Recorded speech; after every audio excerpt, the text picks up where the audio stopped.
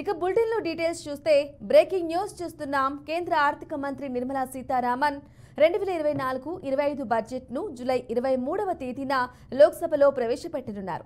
అంతకంటే ముందు ప్రధాని మోదీ బడ్జెట్కు సంబంధించి అభిప్రాయాలు, సూచనలను సేకరించేందుకు ప్రముఖ ఆర్థికవేత్తలతో రేపు భేటీ అవుతారని ప్రభుత్వం సీనియర్ అధికారి ఒకరు తెలిపారు. ప్రధాని సమావేశానికి ఆర్థికవేత్తలు, వివిధ రంగాల నిపుణులతో పాటు నీతి ఆయోగ్ వైస్ చైర్మన్ సుమన్ భేరీ, ఇతర సభ్యులు కూడా వస్తారని చెప్పారు. కాగా త్వరలో ప్రవేశపెట్టే బడ్జెట్ మూడోసారి ప్రధానిగా మోదీ బాధ్యతలు చేపట్టిన తరువాత వచ్చిన బడ్జెట్ కాబట్టి ఇందులో ప్రధానంగా 2047 నాటికి భారతదేశాన్ని అభివృద్ధి చెందిన దేశంగా మార్చడానికి కావలసిన రోడ్డు మ్యాప్ను రూపొందించనున్నారని తెలుస్తోంది.